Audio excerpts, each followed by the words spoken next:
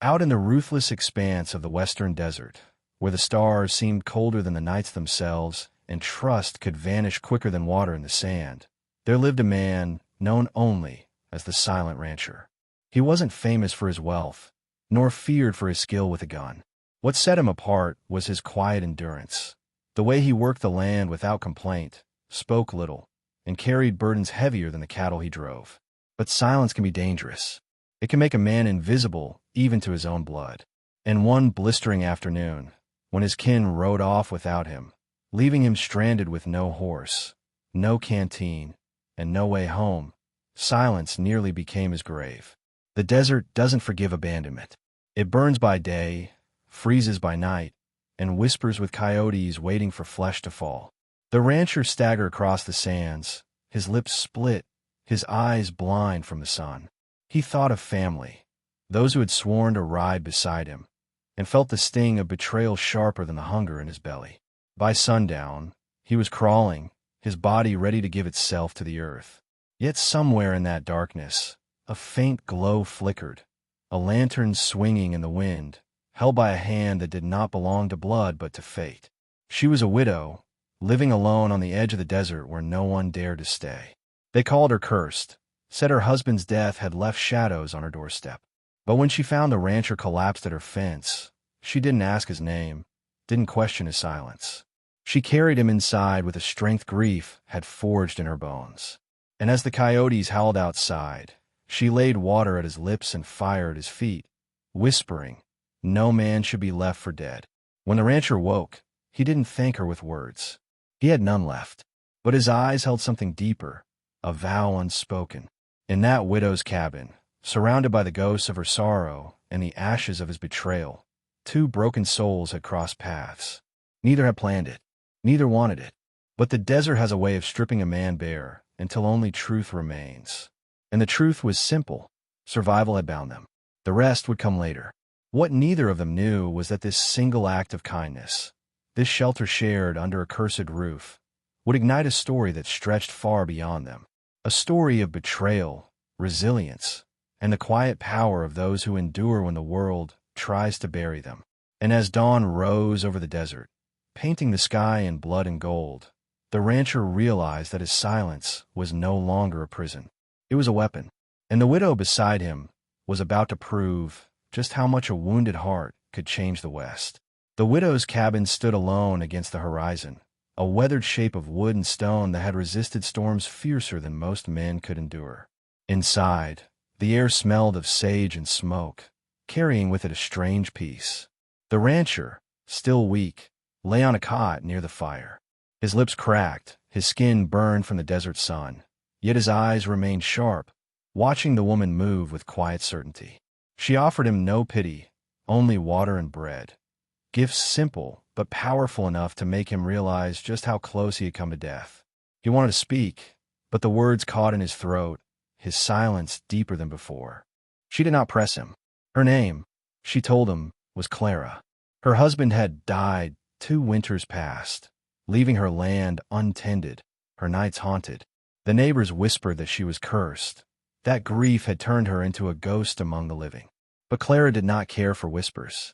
She lived because the land demanded it, because the earth would not wait for sorrow to end.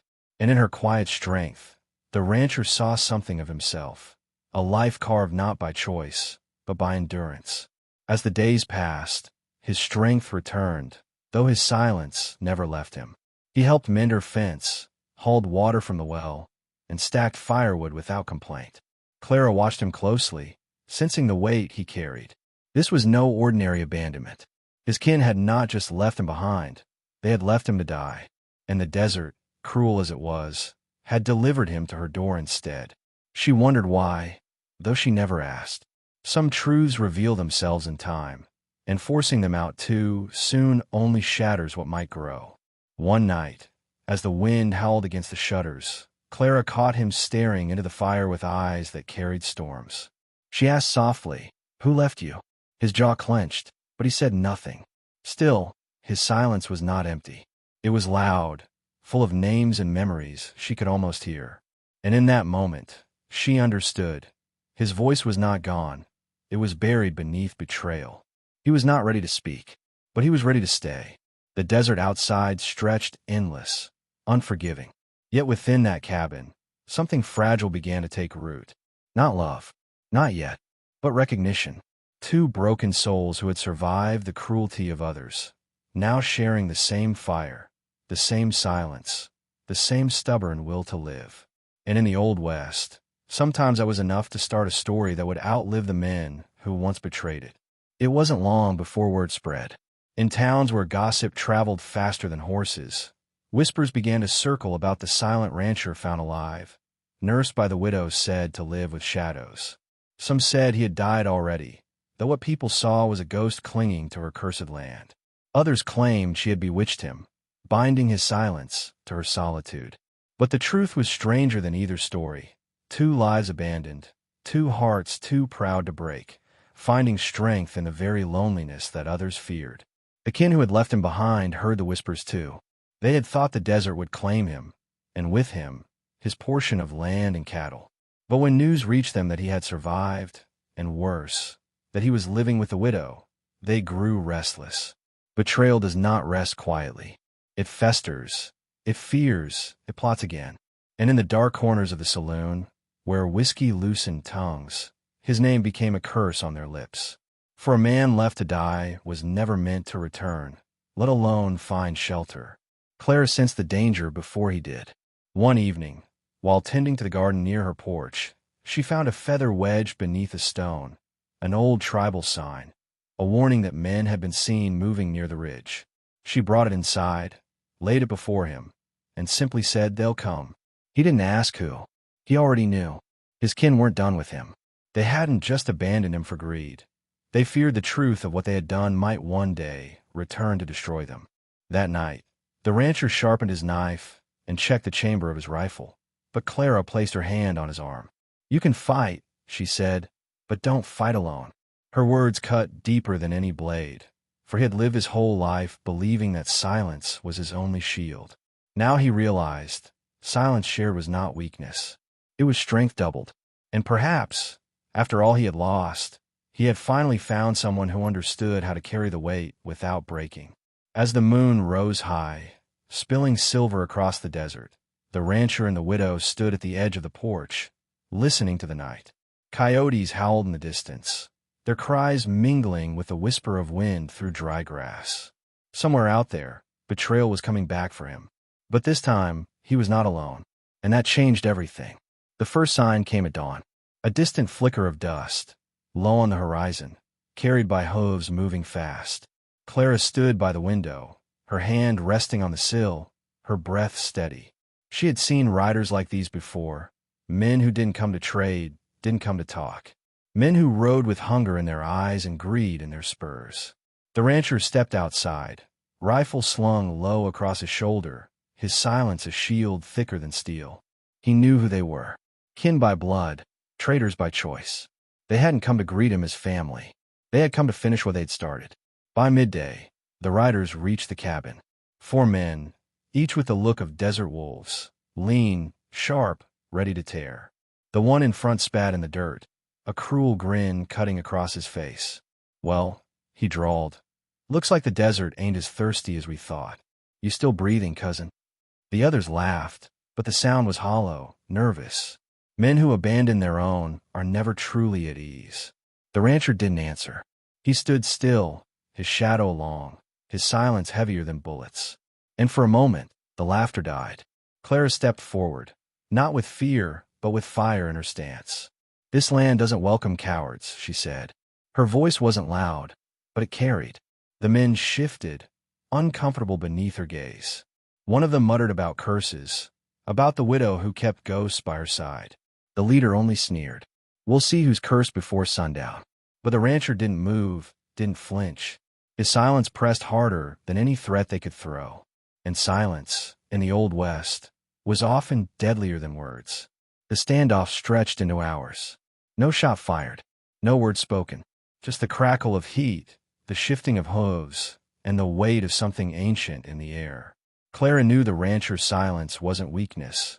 It was memory, it was warning. These men had left him to die once, and he had returned without rage, without begging, without words. That unsettled them more than any weapon. Because a man who carries betrayal quietly carries something they cannot steal: resolve. When the sun began to dip, the riders turned back toward the desert, their threat unfinished but far from gone. Clara watched them fade into the horizon, her jaw tight. The rancher stepped back inside, laid his rifle across the table, and sat in silence by the fire. He hadn't chased them. He hadn't spoken. But both he and Clara knew they would return. And when they did, the desert itself might have to choose which blood it would drink this time. The days after the confrontation were tense, every breeze carrying the weight of expectation. Clara continued her work as though nothing had changed, hauling water, tending the small patch of beans, keeping the fire alive. But her eyes lingered longer on the horizon, and at night, she bolted the door with care. The rancher, on the other hand, grew even quieter. He fixed saddles, sharpened tools, stacked wood, all without a word. Yet every movement carried a message. He was preparing. One evening, Clara broke the silence. "Why didn't you speak to them?"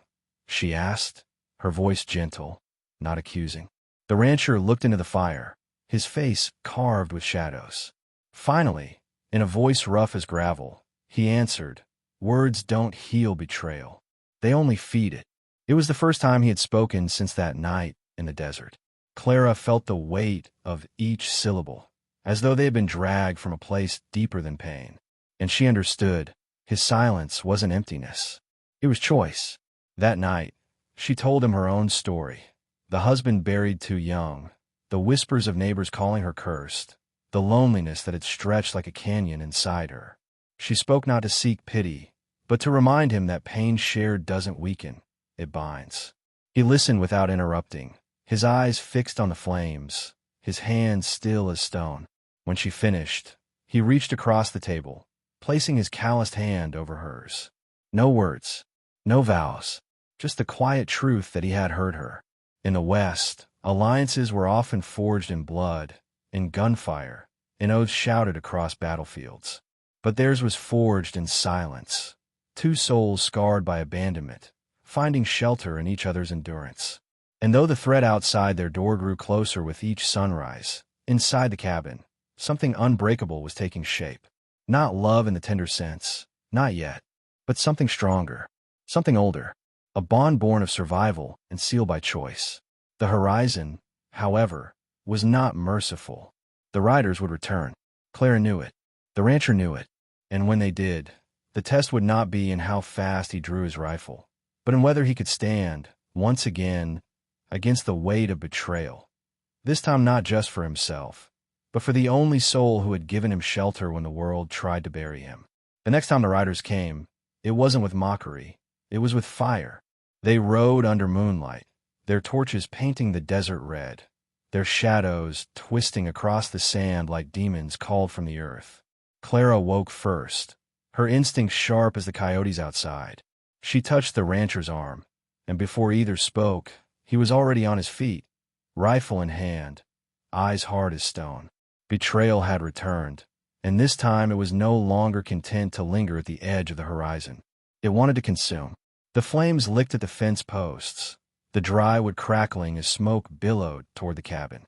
The horses whinnied in panic, the night alive with chaos. Clara ran to release the animals before the fire reached them, while the rancher stepped into the yard, his silhouette framed against the inferno. He did not shout. He did not threaten. He simply raised his rifle and fired once, not at the men, but at the torch of the leader. The flame died in an instant, plunging them into a darkness more terrifying than fire itself. The men cursed, wheeled their horses, tried to rally. But something shifted in that moment. They saw him not as the cousin they had abandoned, but as something larger, something the desert itself seemed to protect. His silence was a weapon, his calm a storm they couldn't tame. And though they had numbers, greed in their veins, and fire in their hands, none of it matched the weight of a man who had already survived the worst death imaginable, being forsaken by his own blood. Clara returned to his side, her face streaked with ash but her eyes burning steady. "They'll come again," she whispered. He nodded once, his gaze never leaving the retreating riders. He knew she was right. Men like that didn't stop. They circled, they waited, they wore down their prey. But what they didn't understand was that he was no longer prey. He had already been left for dead once, and from that grave he had risen, not bitter, but unbreakable. The fire was smothered before dawn, leaving behind charred earth and the smell of smoke that clung to their clothes. But inside the cabin, the air was steady again. Clara sat across from him at the table, her hands raw from the rope she'd pulled, her voice low. They thought silence was weakness, she said. They were wrong. And for the first time, a faint flicker of something almost like a smile touched the rancher's face. In the days that followed, the cabin became a fortress, not of walls, but of will. Together, they rebuilt what the fire had tried to take. The rancher repaired the fences, his hands steady even as his body ached. Clara tended the soil, planting seeds where ash still clung, her belief that life could rise from ruin shining brighter than any lantern. And though neither spoke of it aloud, both knew each act of rebuilding was a defiance against the kin who wanted to erase him. The riders did not return immediately. Weeks passed in tense quiet, each sunrise a question of whether betrayal would come galloping again. But instead of fear, something else began to grow inside the cabin. The rancher, once silent in grief, began to use his voice in small ways, asking Clara where she wanted the fence line to stand, telling her how his father once taught him to read the stars. Each word was cautious, but each one carried a piece of the weight he had buried. Clara listened as if each syllable was a gift, not pushing, not rushing, just receiving. At night, when the desert cooled and the stars blanketed the sky, they sat by the fire and shared bread in silence that no longer felt empty. It felt whole. Clara spoke of her husband, of the ache of burying love too soon, of the way loneliness gnaws like hunger. And when she finished, the rancher placed the red cloth, still tied to his wrist since the day of his betrayal, on the table between them. He didn't explain. He didn't have to. She understood. It was no longer a mark of what he'd lost. It was a vow of what he was willing to protect. Yet peace in the West was always borrowed, never owned. One evening, a messenger rode through with word. The riders were gathering men from other towns, promising gold and land in exchange for loyalty. Betrayal was multiplying. Clara's hand stilled as she heard the news, her face calm, but her eyes sharp. "They'll bring the desert down on us," she said. The rancher nodded slowly. "Then we stand with it." His voice was firm, no longer the whisper of a broken man. It was the voice of one who had chosen silence long enough and was ready to let the desert speak through him.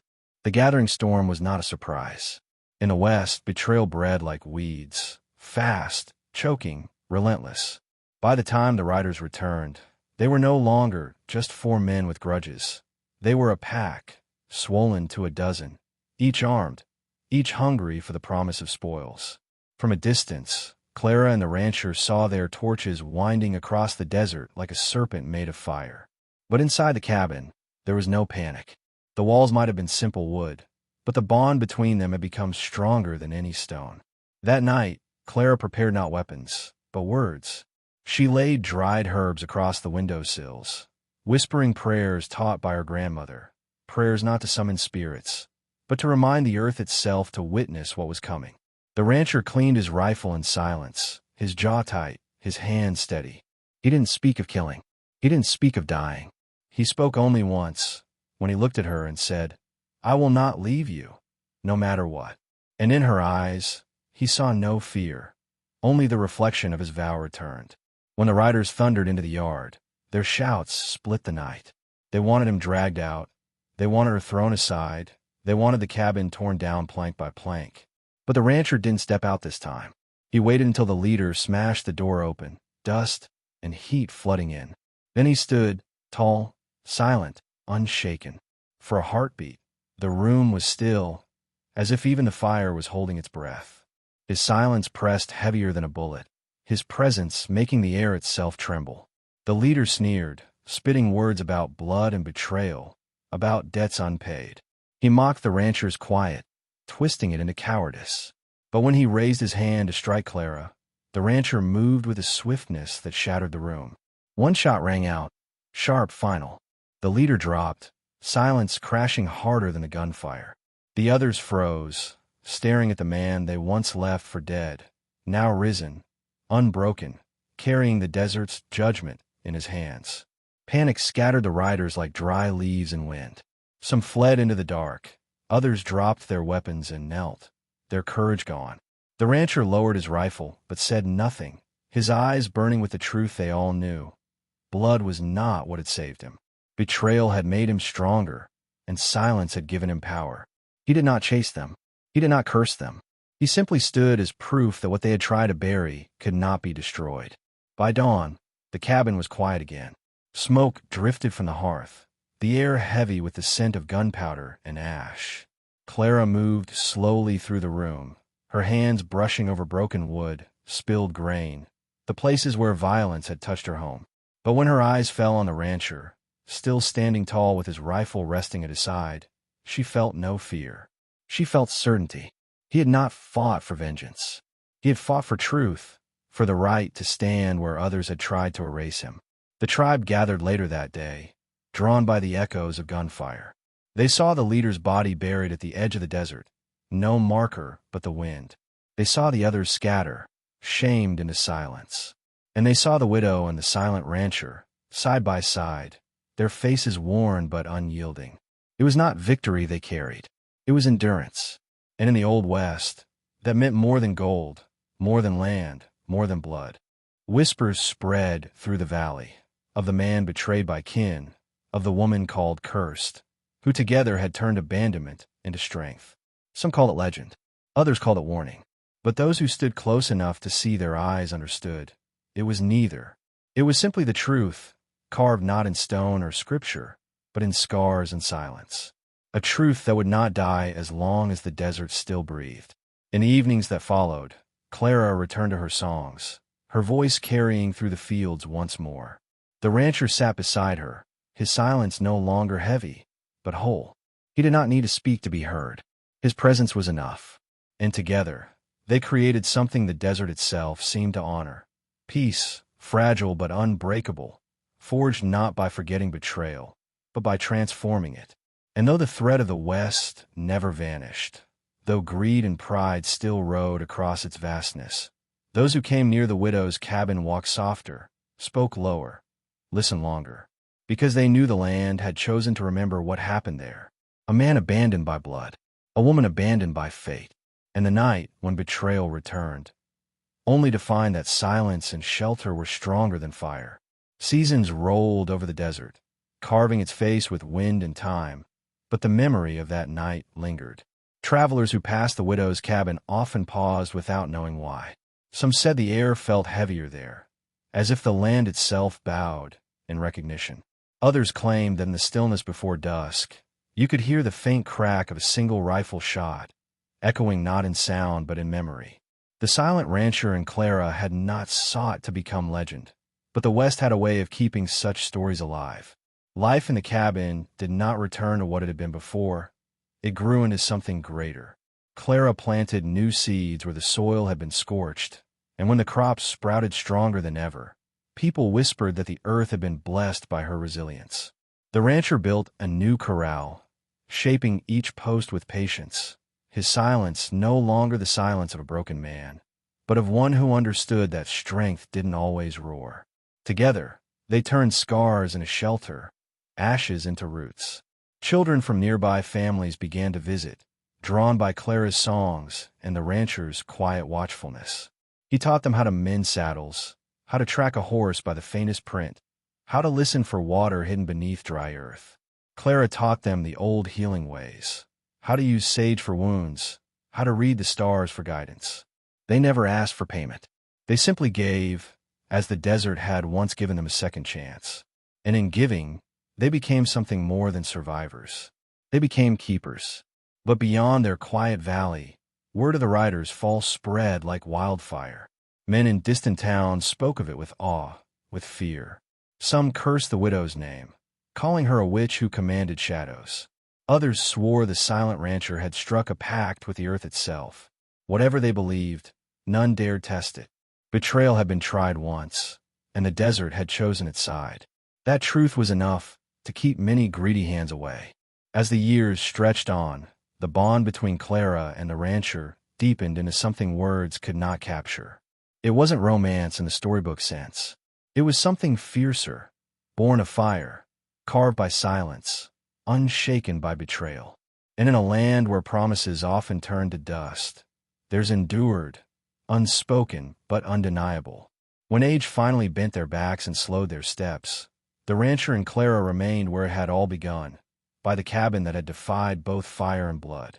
The desert, once cruel, seemed gentler around them, its winds softer, its nights less cold. They had not conquered it. They had learned to walk with it, and in return, the land itself carried their memory like a song in the sand. The kin who had once betrayed him never returned. Some died wandering, their names swallowed by the dust. Others vanished into towns where no one remembered them. Their legacy was silence too, but not the kind that heals. Theirs was emptiness, forgotten and hollow. Meanwhile, the silent rancher's silence had become a voice louder than any shout, teaching the valley that endurance is not weakness. It is power, quiet and absolute. Clara's hair turned silver, her song slower, but no less steady. The rancher's hands grew rougher, his movements deliberate, yet his eyes never lost their fire. They did not speak often, but they didn't need to. Every glance, every shared task, every quiet evening by the fire said more than words ever could. They had taken betrayal, abandonment, and curse, and turned them into something eternal. When the rancher's final day came, Clara found him sitting on the porch at sunrise, his hat tilted low, his gaze fixed on the horizon, as if still keeping watch. His hands were folded, his rifle rested nearby, untouched. He had died as he had lived, in silence, but never in defeat. Clara laid him to rest beneath the tree he had planted years before, its roots strong, its branches reaching high toward the sky. On its bark, she carved a single word: endure. And when her time came, the people buried her beside him. They said that at night, when the moon was high and the wind moved through the canyon, you could hear two things: the faint hum of Clara's song and the steady silence of the rancher's watch. Together, they remained guardians of the desert, not cursed, not forgotten, but remembered as proof that even in the harshest land, where betrayal cuts deepest, shelter and silence can build something the West itself will honor forever. In the heart of the Old West, where survival often depended on the pull of a trigger or the sharpness of a blade, the story of the silent rancher and the widow stands apart. It is not a tale of conquest, nor of riches gained. It is a story of endurance, of two souls abandoned in different ways, who chose to turn wounds into shelter rather than let betrayal consume them. Their silence, their strength, and their quiet defiance carved a legacy stronger than any monument of stone. The lesson is clear: betrayal may break a man, but it does not have to define him. Abandonment may scar a woman, but it does not have to silence her. Together, the widow and the rancher prove that even in the harshest deserts, both of the land and of the heart, something new can take root. They endured not by forgetting the pain, but by transforming it into purpose, into presence, into a bond the world could not shake. That choice is what gave them power. Their story reminds us that silence is not always emptiness. Sometimes it is strength. Sometimes it is the shield that keeps bitterness from taking over, the pause that allows truth to speak louder than rage.